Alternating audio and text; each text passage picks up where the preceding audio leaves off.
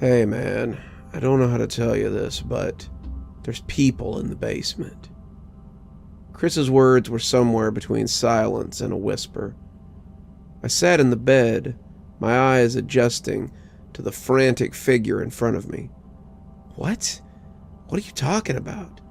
Shh, quiet, dude. There's people in the basement. Like 6 of them. Swear to God.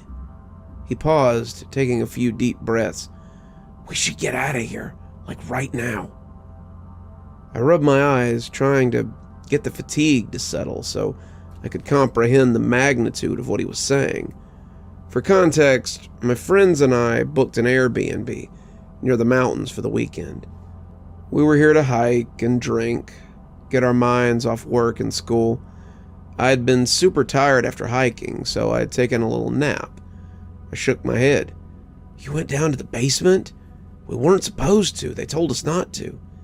Yeah, dude, I know, but I did it anyway, and I saw people down there, and we need to leave now. What kind of people? I asked, pretty much fully awake now. You mean the owners of the place? They came back? Chris shook his head. Nah, not them. Weird-looking people. Creepy-looking people. I sat up, thinking that maybe Chris had taken some of the LSD we'd been saving for the next day. Dude, relax. Explain to me what you saw. He laid it out pretty concisely, despite the fact that the people who had posted the listing had explicitly told us not to go down there. Chris had gotten drunk, gotten curious, and went down to have a look. To his surprise, the door had been unlocked. He couldn't find the light switch, but there was just enough of it coming through the windows for him to be able to make his way downstairs.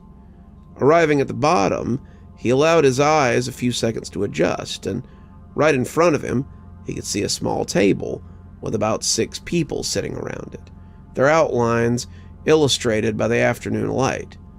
At first, his brain rationalized it as a large bunch of dolls or puppets that had been placed down there, but he continued looking at them, and eventually, one of them turned their head to face him.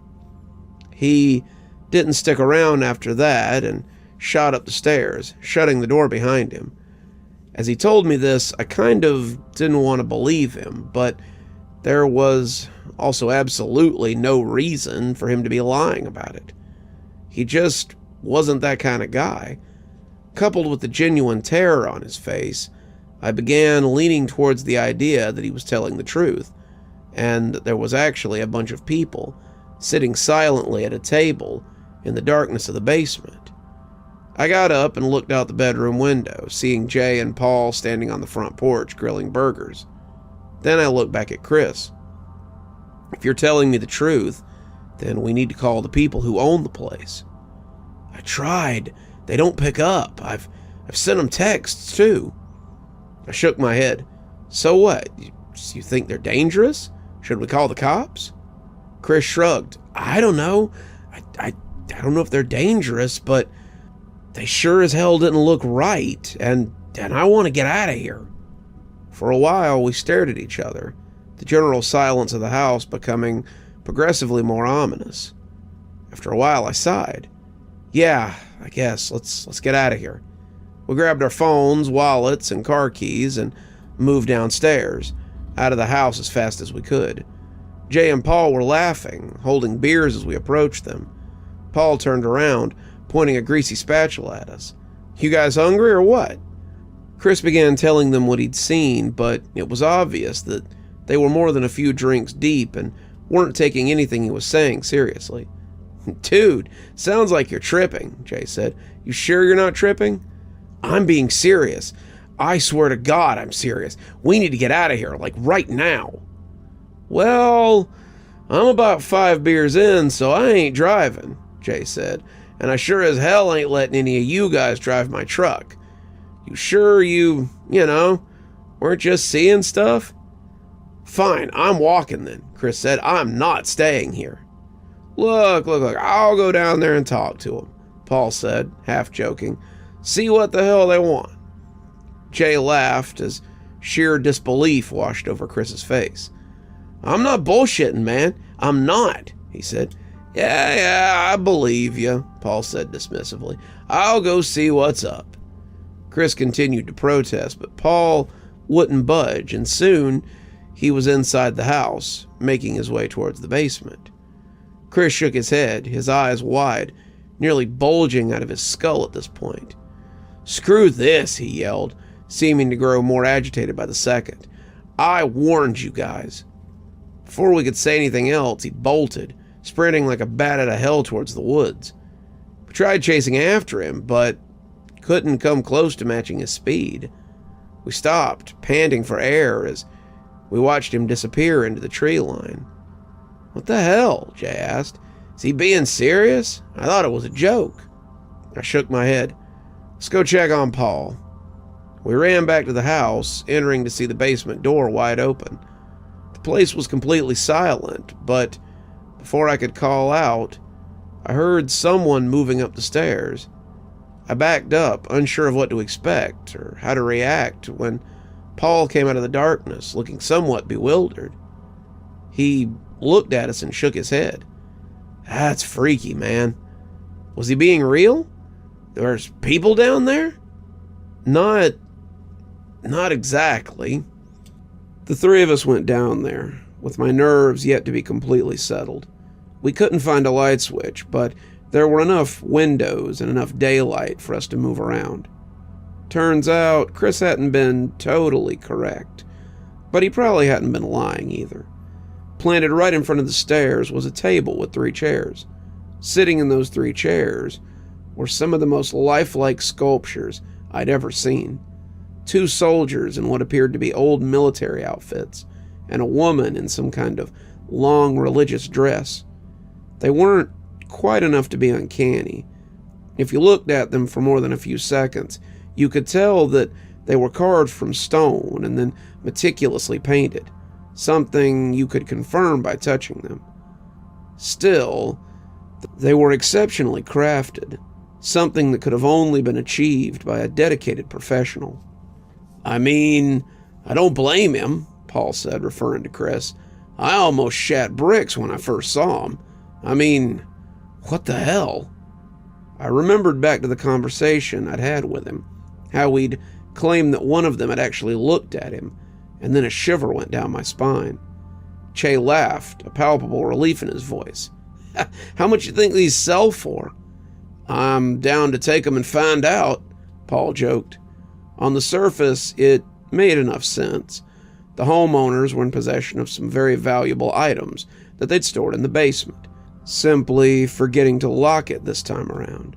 Jay and Paul continued looking at them, taking pictures, marveling at how weird it was. On the other hand, I wasn't so keen on doing so. I wanted to get the hell out of the basement ASAP. The details just weren't adding up. I knew Chris well. If the only thing he'd seen had been these statues, he wouldn't have reacted the way he did. Jay was looking at his phone, smiling at the pictures he'd taken, when suddenly his expression dropped. He put his phone down and looked ahead. There's another one over there, in the corner, he said. What you mean? Paul asked, looking closely at one of the soldiers' rifles. It's another statue, in the corner. Paul looked up and looked towards where Jay was pointing. Oh, yeah, I see it. The two of them continued to look at it, but showed no indication of wanting to explore it. Instead, they stood still, their expressions slowly being taken over by a look of deep unease. Eventually, I looked as well. It did appear to be a statue, something tucked away in one of the very dark corners. It was tall, extremely tall, maybe 7 feet, its head well eclipsing the top of one of the bookshelves.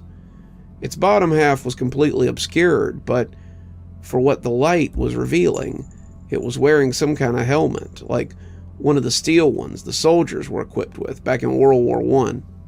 There came a point, as my eyes were adjusting to the darkness, where a pit began to form in my stomach. Its features were slowly revealing themselves, and it almost looked as if it were twitching. I thought that maybe it was just the darkness playing tricks on me, until I saw it blink. Clear as day, it blinked. I guess the other two saw the same thing, because they were practically trampling each other as they ran up the stairs. We slammed the door shut behind us before quickly pushing one of the couches in front of it. Paul and I were halfway out the front door, but Jay was still in the house. "The hell are you doing?"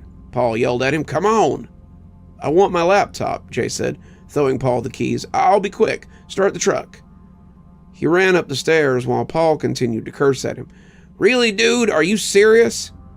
Then I remembered my own laptop, thinking about how annoying it would be if I were to lose it. I looked at the basement door, then at the stairs, and then at Paul. "That'll take 5 seconds, tops," I said. I could hear him cursing behind me as I ran, jumping 3 steps at a time until I reached my room, darting in and grabbing my laptop from the desk. As I rushed out of there, I saw that the door to Jay's room was shut. I stopped, slowed my breathing. I was almost certain that he hadn't gone back downstairs. I would have seen or heard him. I approached the door. "Jay, the hell are you doing?" No response. I looked at the door, but every muscle was frozen, almost as if my body were warning me not to go in. Suddenly it creaked open, just slightly, and I jumped back. "Jay?" I asked. Still no response.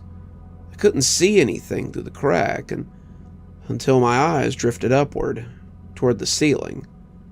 A pair of eyes looked down at me, large eyes set too far apart on a face with skin that was much too pale. I turned and bolted back downstairs as I heard the door swinging open the rest of the way. Of course I didn't look back and ran outside, just jumping into the passenger seat of the truck.